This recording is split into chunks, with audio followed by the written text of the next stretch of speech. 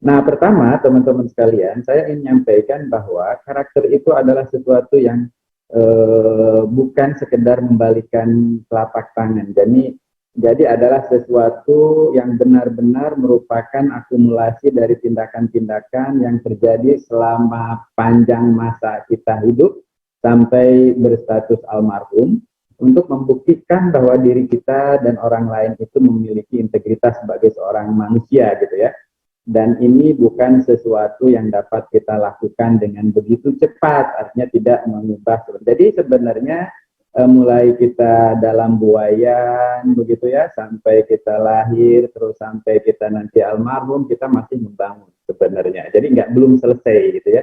Dan peristiwa yang kita alami sepanjang hidup itu adalah merupakan akumulasi pengalaman atau akumulasi tindakan yang itu akan membentuk karakter seseorang, termasuk karakter saya, termasuk karakter Pak Budi, dan lain sebagainya begitu. Nah, kalau saya ingin coba ambil apa namanya tema yang disampaikan oleh panitia yang kaitannya dengan literasi, literasi pada dasarnya adalah kecakapan bagaimana kita menggunakan sesuatu untuk memecahkan masalah. Sebenarnya itu yang dimaksud dengan literasi. Jadi misalnya kalau literasi data, bagaimana kita menggunakan data untuk memecahkan masalah kita. Literasi media, bagaimana kita menggunakan. Itu semacam kecakapan yang kita miliki. Nah, di sini kalau saya coba ambil Bapak dan Ibu sekalian dari tiga tempat. Yang pertama adalah 21st Century Learning Partnership. Ada 3 kecakapan di sini. Learning and Innovation Skills, kemudian Information Media and Technology Literacy, kemudian Life and Career Skills. Nah, ini tiga-tiganya ini menurut 21st Century Partnership ya.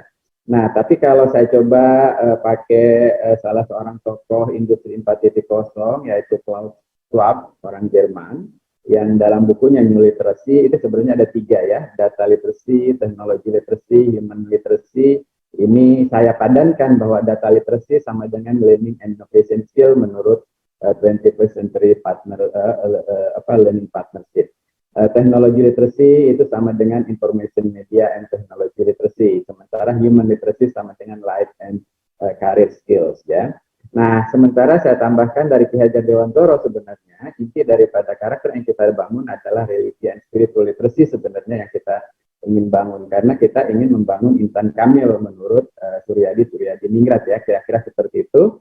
Nah, kemampuan inilah sebenarnya yang kita ingin bangun di dalam suatu proses pembelajaran di era digital. Nah, betul kata Pak Budi di awal tadi menyampaikan bahwa to teach and to educate gitu ya, kira-kira begitu kalau bahasa sederhananya orang Banten menyebutnya itu ya. Nah, gitu. Jadi to teach and to educate. Kalau orang Amerika menyebutnya to instruct and to educate. Jadi instruction and education itu menjadi sesuatu hal yang saling berdampingan. Nanti saya akan berikan contoh kepada Bapak dan Ibu sekalian seperti apa. Nah, ini akan kita bangun. Nah, bagaimana obat mujarab untuk membangun karakter Bapak dan Ibu sekalian? Jawabnya itu kalau menurut Robert Gagne itu kira-kira ada 3.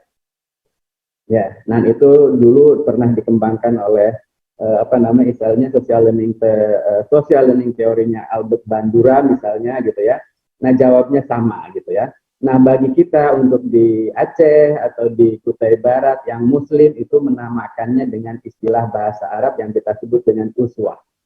Ini uswah, gitu, kira-kira begitu. Nah, jadi sebenarnya kunci bagaimana kita membangun karakter itu sebenarnya adalah uswah. Uswah itu apa? Modeling. Ya, jadi obat mujarab pertama adalah modeling, obat mujarab kedua adalah modeling, teman-teman sekalian, dan obat mujarab ketiga adalah modeling, gitu ya. Nah, tanpa adanya uswah maka tidak terjadi. Nah, ini yang jadi permasalahan sebenarnya teman-teman sekalian. Bagaimana kita menjadikan semua yang terjadi itu sebagai satu hal yang bisa kita jadikan sebagai ibro ya, dari apa yang bisa kita pahami gitu. Nah, dengan modeling dan modeling inilah teman-teman sekalian, maka pertanyaan berikutnya adalah kapan modeling itu terjadi? Nah, ini kan, maka jawabnya modeling terjadi kapan saja, di mana saja, ketika terjadi antar sesama, interaksi antar sesama. Jadi, teman-teman sekalian, karakter itu dibangun melalui internalisasi. Internalisasi terjadi kapan? Ketika ada interaksi. Nah, pertanyaan berikutnya adalah, teman-teman sekalian, Bapak dan Ibu sekalian, kapan itu terjadi? Di mana terjadi? Pertama, interaksi terjadi di rumah. Kemudian yang kedua di sekolah. Yang ketiga di masyarakat. Sehingga tanggung jawab membangun karakter menurut Ki Hajar Dewantoro itu ada 3 yang disebut dengan tri pusat pendidikan. Pertama utama itu adalah di rumah, kedua sekolah, dan ketiga di masyarakat. Nah, pertanyaannya adalah membangun literasi numerasi, membangun literasi data, membangun literasi media, membangun literasi yang lain-lain dan lain sebagainya atau kecakapan apapun itu harus, nah ini mungkin solusinya sebenarnya 3 layer itu yang dipenuhi secara sistemik ya. Secara sistemik itu berarti harus ada di rumah, di sekolah, dan di masyarakat. Nah, saya orang yang paling pertama suka ngambek kalau ada yang bilang bahwa degradasi moral pada anak-anak remaja sekarang itu disebabkan oleh sekolah. Saya paling pertama akan menjawab bahwa saya tidak setuju. Kira-kira begitu ya, karena bukan sekolah saja yang berperan, malah saya menyalahkan bahwa masyarakat yang tidak memberikan tuntunan, kecuali tontonan. Nah inilah usahanya itu tidak terjadi. Atau mungkin di rumah ya Bapak dan Ibu saya. Kalau di sekolah itu, mohon maaf ya Bapak dan Ibu sekalian, setidak digaji-gajinya seorang guru, nah, seperti yang disampaikan oleh Pak Bupati tadi, sehonorer-honorernya orang guru, dia pasti masih memberikan uswah yang benar, berperilaku sebagai seorang guru, bukan hanya sebagai kemampuan dia mengajar. Gitu Bapak dan Ibu sekalian ya.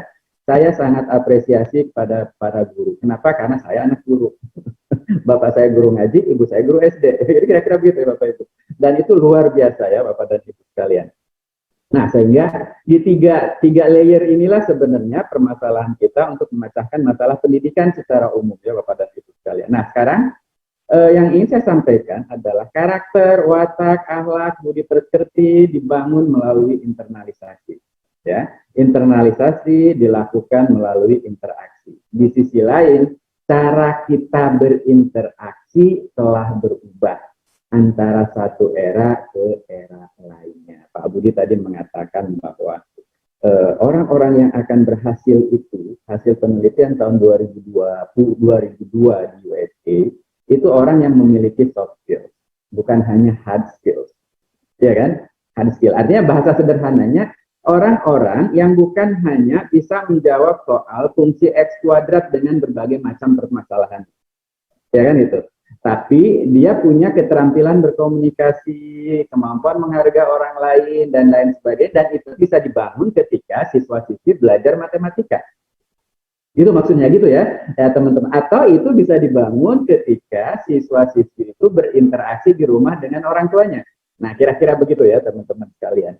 Nah, pertanyaannya adalah di sini Bapak dan Ibu, interaksi itu telah berubah, ya terjadi interaksi. Kenapa berubah? Interaksi zaman bahula itu tidak ada interaksi yang tidak ada interaksi yang dilakukan secara luring, secara daring, sorry. Tapi semua interaksi terjadi secara daring. Nah sekarang ada peluang kita mengembangkan karakter atau mengembangkan soft skill lah, jangan kita bicara karakter ya, mengembangkan soft skill baik pada saat luring maupun pada saat daring. Jadi dua-duanya memiliki potensi yang sama. Nah, saya contohkan seperti ini Bapak dan Ibu sekalian ya. Ketika Pak Budi belanja di Tokped, Tokopedia gitu kira-kira begitu ya Bapak Ibu, kan terjadi interaksi ya, interaksi antara kita dengan penjual. Cuman penjualnya itu dijembatani oleh lapak mall virtual yang namanya Tokopedia, ya kan? Tiba-tiba lihat barang, kemudian tanya kan gitu ya, kira-kira tanya melalui WhatsApp ya, tanya ke penjualnya apakah ini dan sebagainya. Tiba-tiba barang yang ditanyakan tidak sesuai dengan apa yang diminta oleh Pak Budi. Kira-kira Pak Budi akan berkunjung ke toko itu lagi enggak? Enggak kan? Nah, itu kira-kira gitu ya. Jadi karakter terbangun itu ketika berinteraksi dengan itu dan lain sebagainya ya. Oke. Sekarang anak-anak remaja sekarang sering nonton Netflix misalnya, sering nonton TV, nonton di YouTube dan lain sebagainya. Kemudian yang ditonton adalah K-pop atau K-pop atau drakor dan lain sebagainya. Sehingga perilaku orang-orang Korea itu ya akan tercermin dan sadar atau tidak sadar menjadi satu perilaku yang terjadi di anak remaja sekarang. Nah, gitu. Apakah pembangunan kepribadian seperti itu terjadi secara luring? Enggak, kan nggak pernah ketemu. Ya kan? Justru terjadi secara daring, gitu ya Bapak Ibu. Itu salah satu contoh bahwa interaksi baik luring maupun daring yang saya contohkan tadi, interaksi daring itu ternyata bisa membentuk sesuatu pada diri seseorang, gitu ya, kira-kira begitu. Nah, ini